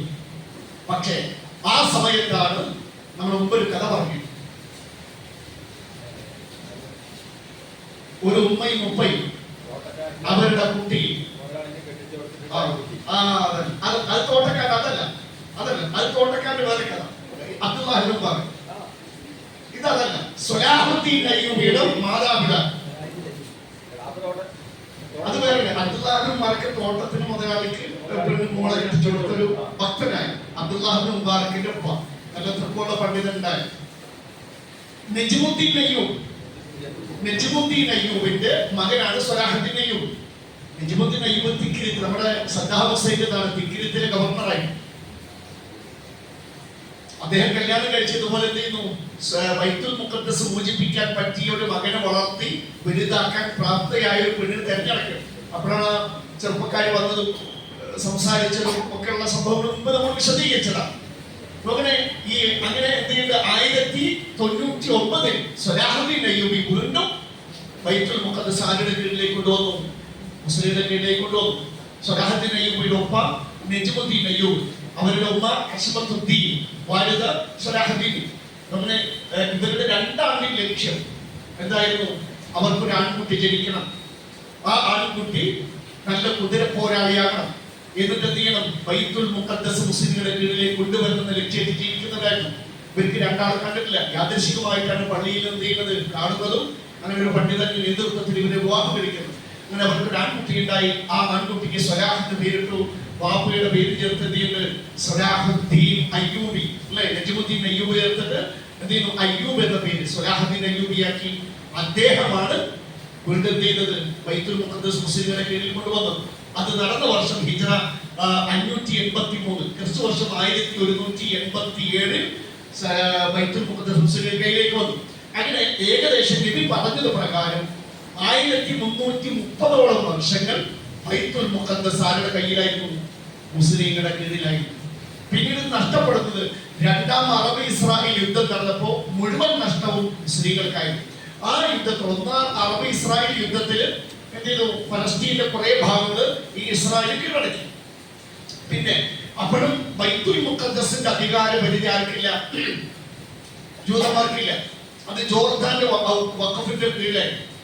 പിന്നീട് രണ്ടാം അറബ് ഇസ്രായേൽ യുദ്ധം 1967 എന്ത് ചെയ്യുന്നു, പൂർണ്ണമായും ബൈത്തുൽ മുഖദ്ദസിന്റെ അതിന്റെ സെക്യൂരിറ്റി, അതിന്റെ സുരക്ഷിതത്വം മറ്റുള്ള കാര്യങ്ങളൊക്കെ ജൂത പട്ടാളം ഏറ്റെടുക്കണം.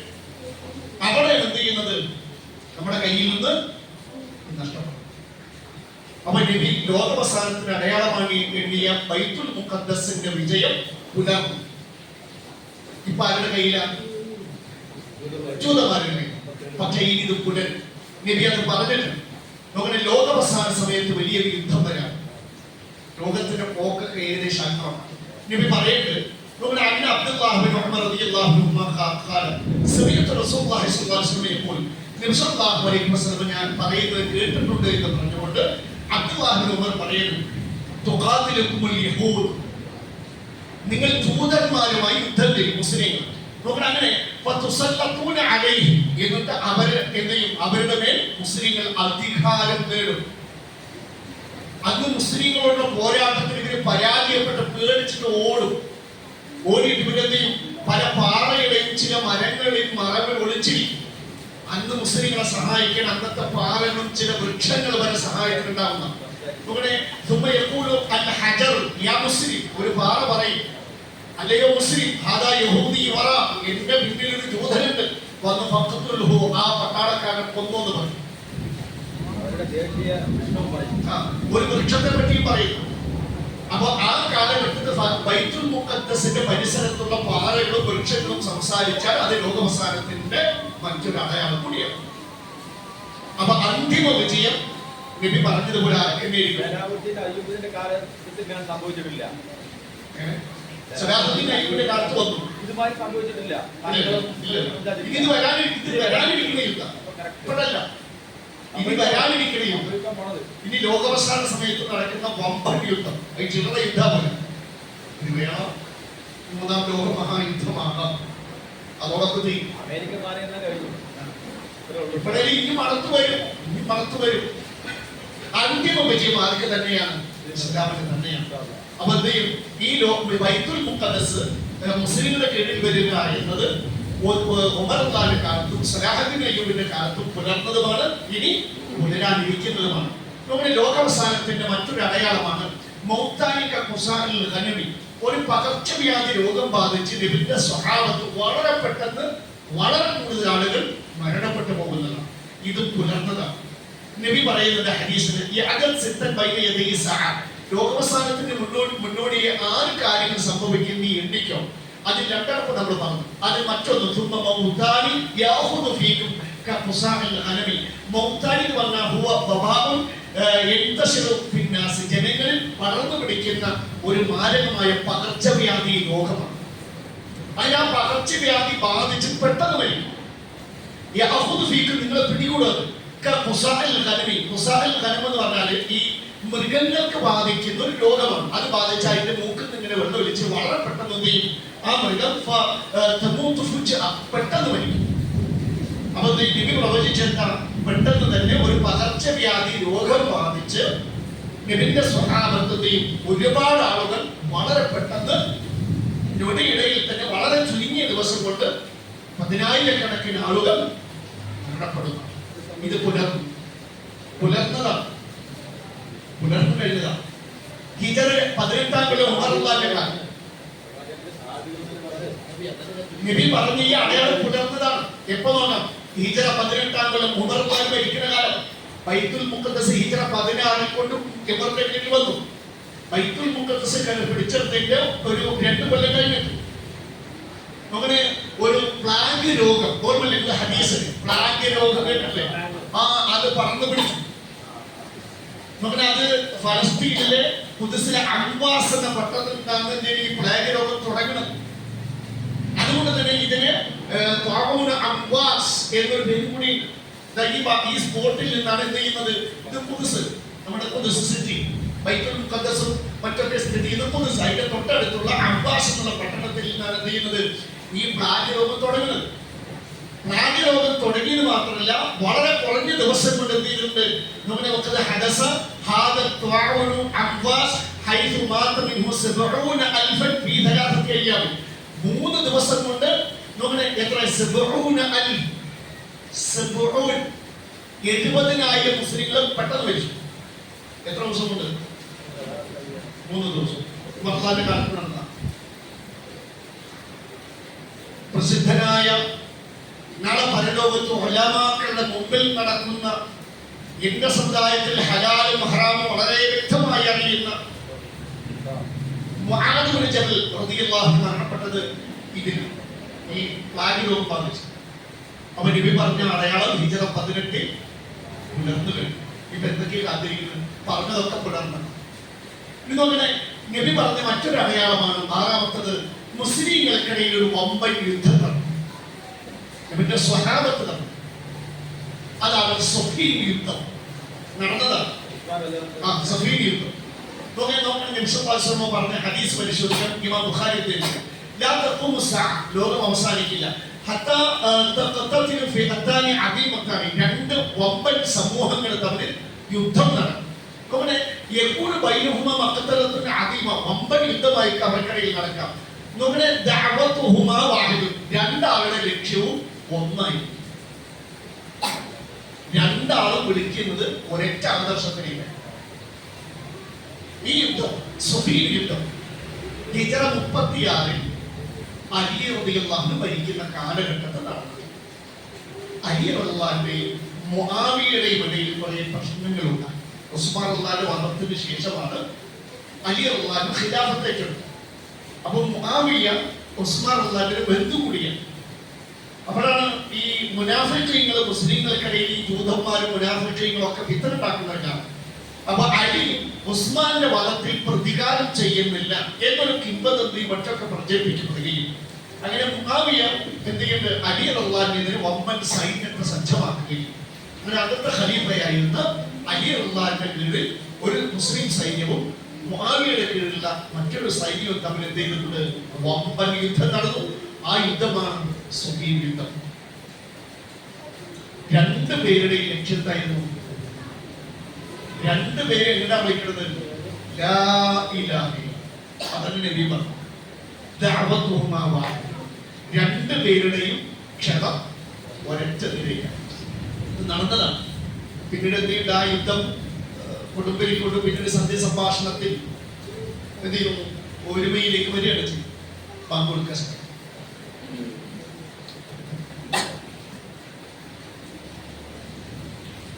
ഉള്ളവരും മുആവിയ റളിയല്ലാഹു അദ്ദേഹത്തിന്റെ കൂടെയുള്ളവരും തമ്മിൽ ഒരു യുദ്ധം നടന്നിട്ടുണ്ട്. ഓർമ്മ ആ യുദ്ധം കഴിഞ്ഞ് വരുമ്പോഴാണ് അലി റളിയല്ലാഹുവിന്റെ എന്ത് നഷ്ടപ്പെട്ടു? പടയങ്കി നഷ്ടപ്പെട്ടത്. ആ പടയങ്കിനെ ജൂതൻ കൊണ്ടുപോയിട്ട് വിചാരണക്കൊടുവിൽ എന്ത് ചെയ്യുന്നുണ്ട്? ആ ജൂതന് തിരിച്ചു കൊടുത്ത് ഷഹാദത്തിന് ആ നീതിബോധം കണ്ടിട്ട് വിശ്വസിക്കുന്ന ഈ യുദ്ധം കഴിഞ്ഞ് വരുമ്പോഴുള്ള ആ സംഭവമാണ്. നമ്മൾ അതും പുലർന്നതാണ്. നമ്മുടെ ലോകാവസാനത്തിൽ 2 അടയാളങ്ങൾ കൂടി പറഞ്ഞ് നമുക്ക് അവസാനിപ്പിക്കാം. അത് തുടരാം. അവിടെ നമുക്ക് അവസാനം വലിയ അടയാളങ്ങൾ 10 അവിടെ വരെ എത്തണം. അപ്പൊ ഈ ചെറിയ അടയാളങ്ങൾ പരങ്ങാതെ നമുക്ക് എന്ത് ചെയ്യാം? സ്പീഡിൽ ഇതുപോലെ പറഞ്ഞ് പുലർന്ന് നമുക്ക് ഓടിച്ചു പോകാം. അതുപോലെ തന്നെ വലിയ 10 അടയാളങ്ങൾ ലോകാവസാനത്തിന്റെ തൊട്ട് മുന്നോട്ട് നടക്കുക. അതൊക്കെ ഇങ്ങനെ ഇനി മുതൽ ലോകാവസാനത്തിന്റെ അടയാളങ്ങളായിരിക്കും. അപ്പൊ അതെന്ത് ചെയ്യാം? എല്ലാവരോടും പറയാം. അതുപോലെ ലോകാവസാനത്തിൽ മറ്റൊരു അടയാളമാണ് മുഹൂർ മിനൽ ഹിജാസ്. മദീനയുടെ ഭാഗത്ത് വലിയൊരു അഗ്നി പുറത്തേക്ക് ഒഴുകുന്നതാണ്. പുറത്തേക്ക് പൊട്ടി പുറത്തു വരുന്ന പറയുന്നത് ലോകം അവസാനിക്കില്ല. ഹിജാസിന്റെ ഭൂപ്രദേശത്ത് നിന്ന് വലിയൊരു തീ പുറത്തേക്ക് പുറത്തേക്ക് വരും. അങ്ങനെ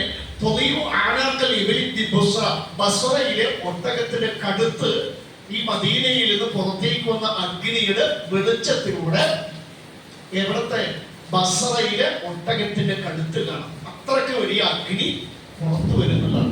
ഇത് സംഭവിച്ചതാണ്. അങ്ങനെ ശരിക്കും ഇതിനെ വിശദീകരിക്കുന്നുണ്ട്. നബിയുടെ മദീനത്തുൽ മുനവ്വറയിൽ ഇത് സംഭവിച്ചിട്ടുണ്ട്. നമ്മുടെ മദീന ഈ ഹിജാസിന്റെ ഒരു ഭാഗമാണ്. ഇവിടെ ബുസ്ര എന്ന് പറഞ്ഞത് മദീനത്തും ബിശാം സിറിയയിലെ ഒരു പട്ടണമാണ്. ഒരു അഭിപ്രായം ഇത് ബുസ്രമാണ്. മദീനയിൽ ഉണ്ടായ ഈ സ്ഫോടനം, അഗ്നി സ്ഫോടനത്തിലൂടെ അല്ലെങ്കിൽ ലാവാ സ്ഫോടനത്തിലൂടെ അതിന്റെ വെളിച്ചം കൊണ്ട് എന്ത് ചെയ്യും? ബസ്രയിലെ ഒട്ടകത്തിന്റെ കഴുത്ത് കാണണം. ഈ ബസ്ര എന്നത് ഒരു അഭിപ്രായം മദീനത്തു ബിശാം സിറിയയിലെ ഒരു പട്ടണമാണ്. അതുപോലെ തന്നെ മറ്റൊരു അഭിപ്രായം അറിയാം മദീനത്തു ഹൗറാൻ, ഹൗറാനിലെ ഒരു പട്ടണമാണ്. അതിന്റെയും ഡമസ്കസിന്റെയും ഇടയിൽ ഏകദേശം എന്ത് ചെയ്യുന്നു? 120 കിലോമീറ്റർ. ഇറാഖിന്റെ ഏകദേശം വടക്ക് ഭാഗത്തായിട്ട് ചെയ്യുന്ന ഒരു പട്ടണമാണ് ഇത് ബസ്ര. അപ്പൊ എന്താണെങ്കിലും ഷാം, സിറിയ, ഇറാഖ് ഈ പരിസരത്തുള്ള ഒരു ആ പേര് 2-3 പ്രദേശങ്ങളുണ്ട്.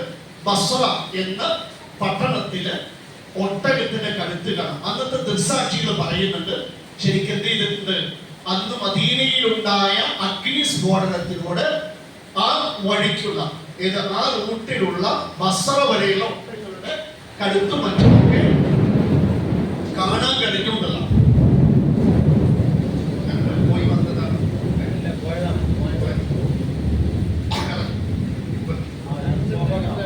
അതോ ബ്രേക്കറും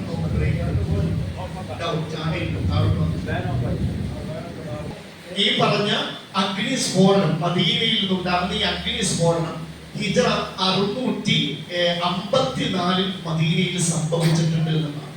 ഹിജ്റ 654.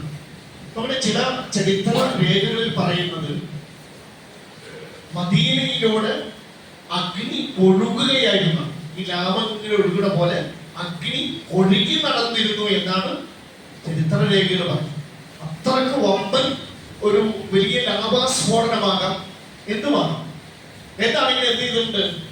ഹിജ്റ 654 ഇത് സംഭവിച്ചിട്ടുണ്ട് എന്നതാണ്. അതും സംഭവിച്ചതാണ്. പിന്നെ നബി പറഞ്ഞ ലോകാവസാനത്തിന്റെ അടയാളമായി പറഞ്ഞതാണ് ഹർജ് വർദ്ധിക്കുന്ന. എന്താണ് ഹർജ് വർദ്ധിക്കുന്നത്? ഹർജ് എന്താണ്? ഹർജ് നബി പറയുന്നില്ല ലോകം അവസാനിക്കില്ല ഹർജ് വർദ്ധിക്കുന്നത് വരെ. അപ്പൊ സ്വഹാബി ചോദിച്ചു, അവർക്ക് അത് ഒരു പരിചയമില്ലാത്തൊരു വാക്കാണ്. ഹർജ് എന്താ റസൂലേ ഹർജ്? അപ്പൊ നബി പറഞ്ഞു കൊലപാതകങ്ങൾ വർദ്ധിക്കും. മറ്റൊരു ഹദീസ് വല്ലദീ നഫ്സി ബിയദിഹി, എന്റെ ആത്മാവ് ആരുടെ കയ്യിലാണോ അവൻ തന്നെയാണ് സത്യം. ലാ തദ്ഹബു ദുനിയ ഹത്താ യഅതി യൗമൻ ലാ യദ്രി ഖാതിറു ഫീമ ഖുതില വലാ വലൽ മഖ്തൂലു ഫീമ ഖുതില. അങ്ങനെ ഒരു കാലം വരും ആ കാലത്ത് ജീവിക്കുന്ന ആളുകളെ കൊലയാളിക്ക് നമ്മളെല്ലാ എതിരിൽ കാത്തിലും ഭീമ കുത്തില്ല. കൊലയാളിക്ക് ഞാൻ ഈ മനുഷ്യനെ എന്തിനാ കൊല്ലണമെന്ന് അറിയില്ല.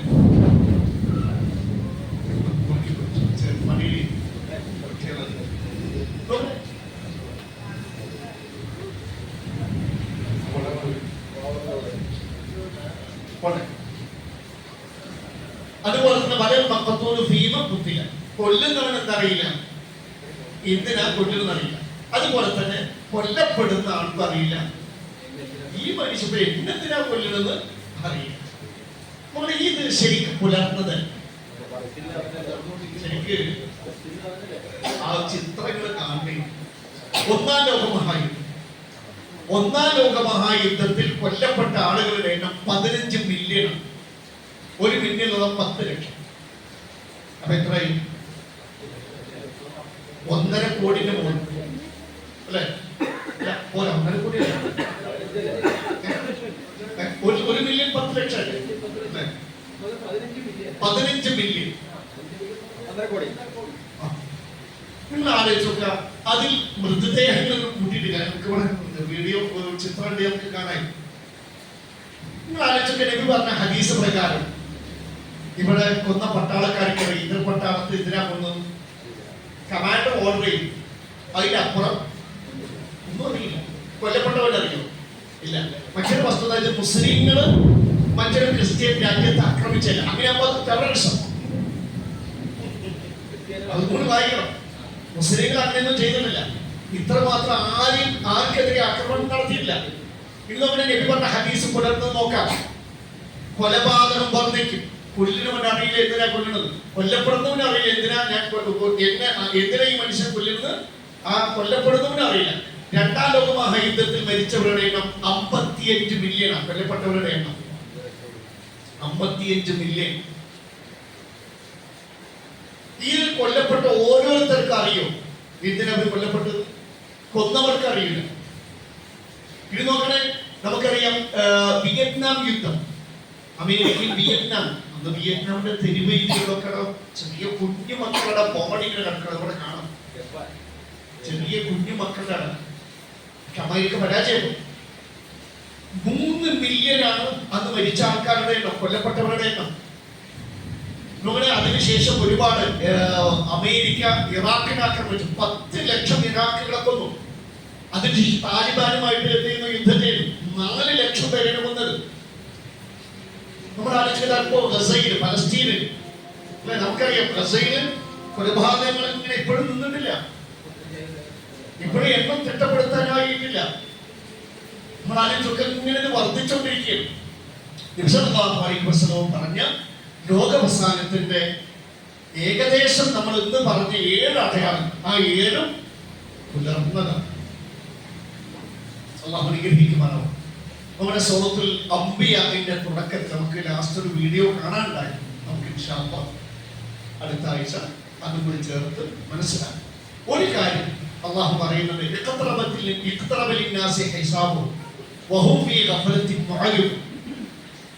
അല്ലാഹു സൂറത്തുൽ അംബിയാഇന്റെ 1-ാമത്തെ ആയത്തിൽ പറയുന്നത് മനുഷ്യർക്ക് അവരുടെ ഹിസാബ്, വിചാരണ വളരെ അടുത്തിരിക്കുന്നു. പക്ഷെ മനുഷ്യന്മാർ അതിൽ നിന്ന് അശ്രദ്ധയോടെ തിരിഞ്ഞു കളയുന്നു. ഇവിടെ അല്ലാഹു എന്തടുത്തു എന്നാ പറഞ്ഞത്? ലോകാവസാനം അടുത്തു എന്നാ പറഞ്ഞത്. വിചാരണ, ഇത് മനുഷ്യനും നടക്കുന്ന വിചാരണ അടുത്തു എന്നാണ് പറഞ്ഞത്. വിചാരണ നടക്കണമെങ്കിൽ എന്തെല്ലാം നടക്കണം? ഒന്ന്, അതിന് മുമ്പ് നടക്കേണ്ട കാര്യങ്ങളിൽപ്പെട്ടതാണ് ലോകാവസാനം. പിന്നീട് എല്ലാ മനുഷ്യന്മാരും ബർസഖിൽ കഴിയണം, അത് ഉദ്ദേശിച്ച കാലം. പിന്നീട് ഉയർത്തെഴുന്നേൽപ്പ് നടക്കണം. പിന്നീട് മഹ്ശറിലേക്ക് ഒരുമിച്ച് കൂട്ടപ്പെട്ട് നടക്കണം. അവരുടെ സ്വർഗം മുത്തഖീങ്ങളോട് അടുപ്പിക്കപ്പെടണം. നരകം മുജ്രിമീങ്ങൾ, കുറ്റവാളികളോട് അടുപ്പിക്കപ്പെടണം. പിന്നീട് മനുഷ്യന്മാർ എന്ത് ചെയ്യണം? സൂര്യന്റെ ചൂടേറ്റ് 20 സഞ്ചാരം കൊണ്ട് എന്ത് ചെയ്യണം? അല്ലാഹുവിനെ വിളിക്കാൻ ശഫാഅത്തിനായി വിമാനത്തേക്ക് ഓട്ടപ്രദർശനം നടത്തണം. എന്നിട്ട് അവസാനം ഷഫാഅത്തുൽ കുബ്ര അല്ലാഹുവിനെ വിളിക്കാൻ വേണ്ടി അല്ലാഹുവിന്റെ സന്നിധിയിൽ പോകണം. നബിയുടെ സുജൂദ് തൃപ്തിപ്പെടുമ്പോഴാണ് എന്ത് ചെയ്യുക? അല്ലാഹു ഹാജരാകുക. എന്നിട്ടാണ് എന്ത് തുടങ്ങുക? 10 വിചാരണ. അപ്പൊ അള്ള പറഞ്ഞത് ഏതാ? വിചാരണ അടുത്തു. അപ്പൊ അതിന് മുമ്പ് പറഞ്ഞ ഈ ലോകാവസാനം മറ്റൊക്കെ അതിനേക്കാളും അടുത്തിരിക്കുന്നു, പക്ഷെ മനുഷ്യന്മാർ ശ്രദ്ധിക്കുന്നില്ല എന്നാണ് പറയുന്നത്. ആ ആയത്തിന്റെ വിശദീകരണത്തിൽ മഹാന്മാരെ ഖുർആൻ വ്യാഖ്യാതാക്കൾ പറയുന്നുണ്ട്, ലോകാവസാനം അത്രയും അടുത്തു എന്ന് ഒരു താക്കീതാണ് അള്ളാഹു നൽകുന്നത്. പക്ഷെ മനുഷ്യന്മാർ ലാ യഅമലൂന ലഹ, അതിനു വേണ്ടി പണിയെടുക്കുന്നില്ല. വലാ യസ്തഈദൂന മിൻ അജ്ലിഹാ, അതിനു വേണ്ടി നല്ല തയ്യാറെടുപ്പുകൾ നടത്തുന്നുമില്ല. അപ്പൊ ഈ ലോകാവസാനത്തിന്റെ അടയാളങ്ങളൊക്കെ പഠിക്കുകയും കേൾക്കുകയും ചെയ്യുമ്പോൾ ലോകം അവസാനിക്കാൻ അടുത്തു. ഒരു ദിവസം ഇതൊക്കെ തീരും, എന്നേക്കുമായിട്ട് പോകും. വെറുതെ ഇപ്പൊ ഈ ദുനിയാവിലെ കുറച്ച് സ്ഥലത്തിന് വേണ്ടി കച്ചറ കുടിക്കും ഒരു കാര്യം കണ്ടപ്പോൾ ഇതൊക്കെ പൊട്ടിത്തെറിച്ച് ഇല്ലാണ്ടാക്കാൻ ഒരു സ്ഥലം. നമ്മൾ നേടേണ്ടത് സ്വർഗത്തിൽ കുറച്ചൊരു കാൽപാദം വെക്കുന്ന സ്ഥലമെങ്കിലും സമ്പാദിക്കാം. അതിനെന്ത് ചെയ്യണം? തയ്യാറാണ്, ഒരുങ്ങണം. നമ്മുടെ ഈമാൻ കറകളഞ്ഞ ശിർക്കില്ലാത്ത, കുഫറില്ലാത്ത, കാപ്പട്ടില്ലാത്ത നല്ല ഈമാൻ വളർത്തിയെടുക്കണം. ഈ ഇബ്ലീസ് എപ്പോഴും നമ്മുടെ ഈമാനെ ഇങ്ങനെ ശിർക്കും കുഫറും കൊണ്ടുവരാൻ ശ്രമിക്കും. നമ്മൾ നന്നാക്കാം. പിന്നെ രണ്ട്, നമ്മുടെ ജീവിതത്തിൽ തെറ്റുകൾ വരാതെ നോക്കുക. ഇനി സംഭവിച്ച തെറ്റിൽ എന്ത് ചെയ്യാം? നമ്മൾ തൗബ ചെയ്യും. മൂന്ന്, തുടർന്നുള്ള ജീവിതത്തിൽ നന്മകൾ മാത്രം ചെയ്യും. കാരണം നമ്മൾ നന്മ ചെയ്യുമ്പോൾ കിട്ടുന്ന രണ്ട് ഗുണം. ഒന്ന്, ഓരോ നന്മക്ക് അല്ലാഹു 10 മുതൽ 700 ഇരട്ടി വർദ്ധിച്ച പ്രതിഫലം. ഒരു നന്മ ചെയ്താൽ ഒരു പുണ്യമല്ല നിങ്ങൾക്ക് രേഖപ്പെടുത്താം, 10 മുതൽ 700 ഇരട്ടിയായി രേഖപ്പെടുത്തും. രണ്ട്, ഒരു നന്മ ചെയ്യുമ്പോൾ തൗബ ചെയ്യാതെ തന്നെ നിങ്ങളുടെ ഒരു പാപം പുറത്തു കിട്ടുന്നു. പാപം പുറത്ത് കിട്ടുന്നതിനുള്ള വഴികൾ രണ്ട്. ഒന്ന്, തൗബ, ആത്മാർത്ഥമായ പശ്ചാത്തലം. രണ്ട്, നമ്മൾ എന്ത് ചെയ്യുന്നു? ജീവിതം നന്നാക്കി തെറ്റ് ചെയ്യാതെ സൽക്കർമ്മം ചെയ്യുമ്പോഴൊക്കെ ഇന്നൽ ഹസനാത്ത യുദ്ഹിബിന സയ്യിആത്ത്, തീർച്ചയായും നന്മകൾ തിന്മകളെ ഇല്ലാതാക്കും. അല്ലാഹു അനുഗ്രഹിക്കട്ടെ. എന്തൊക്കെയാണ്? നമ്മുടെ ഈമാൻ ശിർക്കും കുഫറുമില്ലാത്ത കറകളഞ്ഞ തിളക്കമുള്ള ദൃഢമായ ശക്തമായ ഈമാൻ എപ്പോഴുണ്ടെന്ന് ഉറപ്പുവരുത്തുക. രണ്ട്, തെറ്റുകൾ ചെയ്യാതിരിക്കാൻ ശ്രമിക്കുക. സംഭവിച്ചത് പോയതിൽ തൗബ ചെയ്യാം. തുടർന്നുള്ള ജീവിതത്തിൽ നന്മകൾ മാത്രം ചെയ്ത് ജീവിക്കുക. അല്ലാഹു അനുഗ്രഹിക്കുമാറാവട്ടെ. അല്ലാഹു സുബ്ഹാനഹു വ തആല നമ്മുടെയൊക്കെ ജീവിതത്തിൽ വന്നുപോയ എല്ലാ പാപങ്ങളും അല്ലാഹു അവന്റെ റഹ്മത്ത് കൊണ്ട് പുറത്ത് മാപ്പാക്കി തരുമാറാവട്ടെ. അല്ലാഹുവേ, ഞങ്ങളുടെ ഇരുത്തവും ഒരുമിച്ച് കൂടും ഒരു സ്വാലിഹായ അമലായി നീ കബൂലാക്കണമേ. അല്ലാഹുവേ, ഞങ്ങളുടെ മാതാപിതാക്കളോട് നീ കനിവും കാരുണ്യവും കാണിക്കണമേ. അല്ലാഹുവേ, ഞങ്ങളെയും ഞങ്ങളുടെ മാതാപിതാക്കളെയും ഞങ്ങളുടെ ഇണകളെയും ഞങ്ങളുടെ മക്കളെയും എല്ലാ ഞങ്ങളുടെ ബന്ധുമിത്രാദികളെയും ജന്നാത്തുൽ ഫിർദൗസിൽ ഒരുമിച്ച് കൂട്ടണമേ. അല്ലാഹുവേ, ഞങ്ങളുടെ കുടുംബത്തിലെ ഒരാൾക്കൊരു നരകശിക്ഷയിൽ ഖബർ ശിക്ഷയിൽ വീഴാതെ നീ കാക്കണമേ. ഞങ്ങളുടെ മക്കളെ സ്വാലിഹായ മക്കളാക്കി അല്ലാഹുവേ നീ പരിപാലിക്കണമേ. ഞങ്ങളുടെ മക്കൾ അല്ലാഹുവേ എല്ലാത്തരം തിന്മകളിൽ നിന്ന് നീ കാത്തുരക്ഷിക്കണമേ. അല്ലാഹുവേ, നീ റഹ്മാനാണ്, റഹീമാണ്, എല്ലാവരുടെ ആവശ്യങ്ങളും കണ്ടറിഞ്ഞ് നിർവഹിക്കുന്നവരാണ്. ഈ സദസ്സിൽ ഹാജരായ ഞങ്ങൾക്കൊക്കെ വ്യത്യസ്തമായ ആവശ്യങ്ങളുണ്ട്. ചിലർക്ക് സാമ്പത്തികമാണ്, ചിലർക്ക് കടമാണ്, ചിലർക്ക് മക്കളുടെ കാര്യമാണ്, ചിലർക്ക് രോഗമാണ്. ഓരോ വ്യത്യസ്തരായ മനസ്സിന്റെ വ്യത്യസ്തമായ ആവശ്യങ്ങൾ അറിയുന്ന നാദാ, ഞങ്ങളുടെ വ്യത്യസ്തമായ ഹലാലായ ആവശ്യങ്ങളൊക്കെ എന്റെ ഫضل കൊണ്ട് നിർവഹിച്ചു തരണമേ. ഈ സദസ്സിൽ ഹാജരായ ഓരോരുത്തർക്കും ഞങ്ങളുടെ കുടുംബത്തിനും ധാരാളം ഖൈറും ബർക്കത്തും എല്ലാ ജീവിതത്തിലും നൽകി നീ അനുഗ്രഹിക്കണമേ. ربنا آتنا في الدنيا حسنة وفي الآخرة حسنة وقنا عذاب النار وصلى الله على نبينا محمد صلى الله عليه وسلم وسلام على المرسلين والحمد لله رب